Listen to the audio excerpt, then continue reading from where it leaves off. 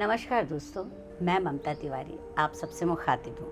अभी हाल ही में नज़ीर पर हबीब तनवीर जी का रविंद्र भवन में एक नाटक देखा जो बरसों पुराना है, पर मैं शुक्रगुजार हूँ आगरा बाज़ार का अस्तित्व मुझे उसमें ज्यों का त्यों देखने को मिला। इसके डायरेक्टर प्रोड्यूसर ने दोनों ने बिना फेर बदल किए उसे उसी रूप में हमारे सामने रखा जिस रूप में वो 15 साल पहले पेश किया गया होगा, क्योंकि तब वो लोग बहुत छोटे रहे होंगे और इस तरह से उन्होंने हबीब तनवीर जी को श्रद्धांजलि दी। कहने का मतलब ये है कि कोई भी साहित्यकार जब बड़ा नहीं होता, जो बड़ी बड़ी बातें करता है और बड़े बड़े लोगों पर लिखता है। ककड़ी वाले ने नज़ीर की तारीफ़ सुनकर कि वे बहुत बड़े शायर हैं, उन सबसे कहने लगा कि अगर मेरे लिए ककड़ी बेचने के लिए वो एक नज़्म लिख दें तो मेरी ककड़ियाँ बिक जाएंगी। लोग हंसने लगते हैं, उसका मखौल उड़ाते हैं। इस बात को मैं बाद में विस्तार से आपको बताऊंगी, इसका मुझ पर बहुत गहरा प्रभाव पड़ा है। मसला यूँ सुलझा, नज़ीर ने तरबूज ककड़ी को लैला की उंगलियां कहा जाता है और कहा गया, सबकी कदर की और बुद्धिजीवियों की नज़र में बेकार के शायर और आम जनता के बीच सच्चे शायर साबित हुए। यही बात मैं कहना चाहती हूँ कि बुद्धिजीवियों का तबका बहुत छोटा है, हमें आम आदमी का दिल जीतना है, और यही बात से साबित की रविन्द्रनाथ टैगोर जी ने।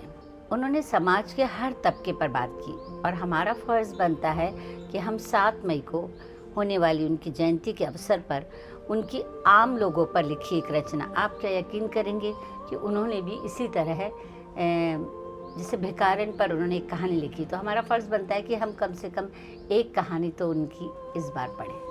तो लीजिए पेश है भिखारन।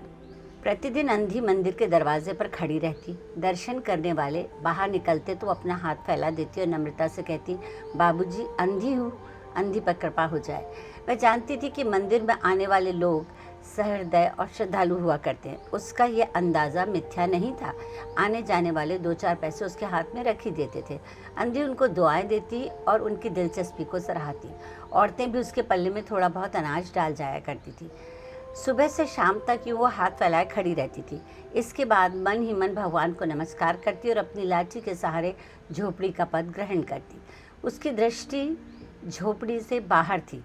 रास्ते में प्रार्थना करती जाती, किंतु राहगीरों में अधिक संख्या सफ़ेद कपड़ों वालों की होती, जो पैसों की बनिस्बत झिड़कियाँ दिया करते हैं। तब भी अंधी मायूस नहीं होती और उसकी याचना बराबर जारी रहती। झोपड़ी तक पहुँचते पहुँचते उसे 2-4 पैसे और मिल जाते। झोपड़ी के करीब पहुँचते ही एक 10 वर्ष का लड़का उछलता कूदता आता और उससे लिपट जाता। अंधी टटोलकर उसके माथे को चूमती। बच्चा कौन है, किसका, कहाँ से आया, इस मामले में कोई परिचय नहीं। 5 वर्ष हुए, पास पड़ोस वालों ने उसे अकेला देखा था। उन्हीं दिनों एक शाम के समय लोगों ने उसकी गोद में एक बच्चा देखा था, वह रो रहा था। अंधी उसका मुख चूमकर उसे चुप कराने की चेष्टा कर रही थी। ये कोई साधारण घटना नहीं थी, इसलिए किसी ने भी न पूछा कि बच्चा किसका है। उसी रोज़ से ये बच्चा अंधी के पास था और प्रसन्न भी था।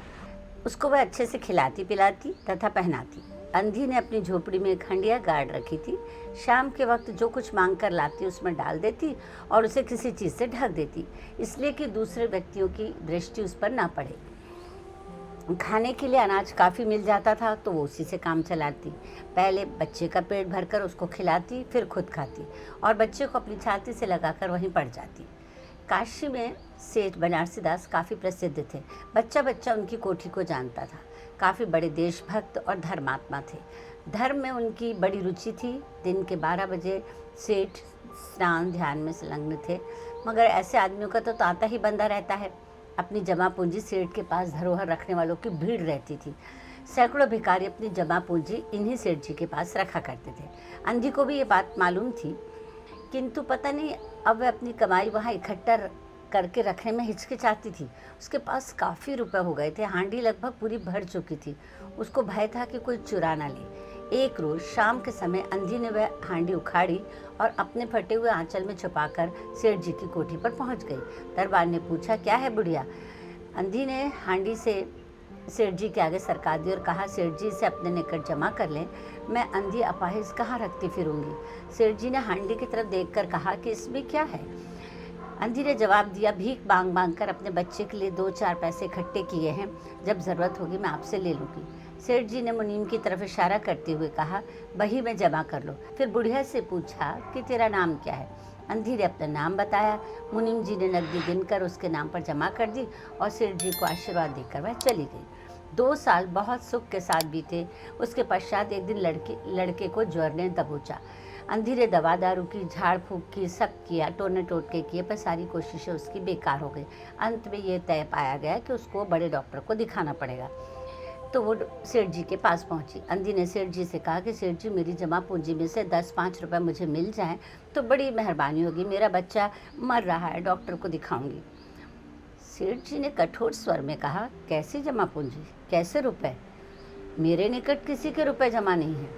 अंधी ने रोते हुए कहा, 2 साल पहले मैं अपनी धरोहर रख के गई थी, बड़ी कृपा होगी। उन्होंने कहा, क्यों मुनीम जी, तेरा क्या फिर बोलते हैं, तेरा नाम क्या है? उन्होंने कहा, नहीं, इनके नाम से कोई भी पैसा जमा नहीं हुआ। रोती जाती और मुंह करके बोली, अच्छा भगवान तुम्हें बहुत दे, और कहकर चली गई। ये आशीर्वाद नहीं था, ये एक दुखी का एक तरीके से श्राप था। बच्चे की हालत बिगड़ती जा रही थी। इतना धनी व्यक्ति है, अगर 2-4 रुपये से ऐसे ही दे देता तो ठीक होता। मैं अपने बच्चे को गोद में उठाकर सेठ जी के निकट पहुंची और धरना देकर बैठ गई। जैसे ही वो, उसको खूब तेज़ी से ज्वर आ रहा था। सेठ जी, जब वो हिली नहीं तो सेठ जी को नौकर ने बताया कि वो तो बाहर बैठी हुई है। सेठ जी जैसे ही बाहर गए, वो बुढ़े बच्चे को देखकर एकदम से पहचान गए। उसकी शक्ल सूरत उनके मोहन से मिलती थी, जो कि बचपन में मेले में खो गया था, और उसकी जांघ पर एक लाल रंग का निशान था। उन्होंने तुरंत उसकी जांघ देखी तो उस पर लाल रंग का निशान था।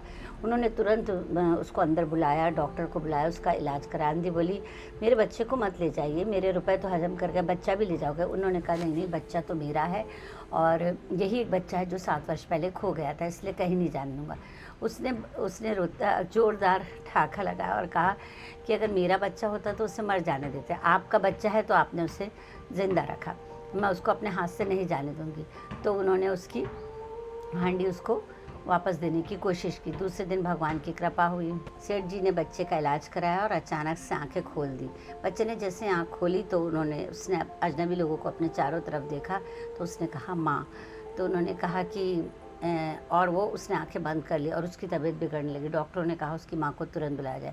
सेठ जी को कोई उपाय नहीं सूझा। उन्होंने कहा, दौड़ के कहा, बुढ़िया, तेरा बच्चा मर रहा है, डॉक्टर मायूस हो गए, वो तुझे पुकार रहा है, अब चल सकती है तो चल और अपने बच्चे की जान बचा ले। अंधी ने उत्तर दिया कि मरता है तो मर जाने दो, मैं भी मर रही हूँ, हम दोनों स्वर्ग लोक में माँ बेटे की तरह मिल जाएंगे। इस लोक में तो सुख नहीं है, मेरा बच्चा सुख में रहेगा, मैं वहाँ उसकी ठीक से सेवा शुश्रूषा करूँगी। ममता की लाज रख लो, तुम भी उसकी माँ हो, चलो, तुम्हारे जाने से वह बच जाएगा। उसने कहा, अच्छा चलो। फिर वो सेठ जी उसको सहारा लेकर आया, अपने साथ फट्टन में बिठाया और कंधे से उतारा और लेके गए। बच्चे ने तुरंत आँख खोल दी और कहा कि माँ तुम आ गई, और उसके सिरहाने बैठ गया और उसके गोद में अपना सिर रख दिया। उसके बाद से उसकी हालत अच्छी होने लगी और 15-20 दिन में वो बच्चा बिल्कुल स्वस्थ हो गया। वैद्यों की पुड़िया, डॉक्टर की दवाई जो ना कर सके, वो अंधी के प्यार और सेवा ने कर दिया। मोहन के ठीक हो जाने पर अंधी ने विदा मांगी। सेठ जी ने बहुत कहा सुना कि वो उन्हीं के साथ रह जाए, पर वो राजी नहीं हुई। जब वह चलने लगी तो सेठ ने उसके रुपयों की थैली उसके हाथ में दी। अंधी ने कहा कि ये क्या है? उसने कहा, तुम्हारी धरोहर है, तुम्हारे रुपए, मेरा अपराध। अंधी ने बात काट कर कहा, ये रुपए तो मैंने तुम्हारे मोहन के लिए जमा किए थे, उसी को दे देना। और उसने अपनी थैली वहीं छोड़ दी और उसकी आंखों में आंसू उमड़ आए और सेठ जी की आंखों से भी आंसू बह रहे थे। भिखारी होते हुए भी वह सेठ से महान थी। तो यूँ लिखा करते थे रविन्द्रनाथ टैगोर, राह चलते लोगों पर, और हम बड़े बड़े लोगों पर लिखते हैं, बड़े लोगों की बातें करते हैं। तो रविन्द्रनाथ जयंती पर सभी को बहुत बहुत शुभकामनाएं।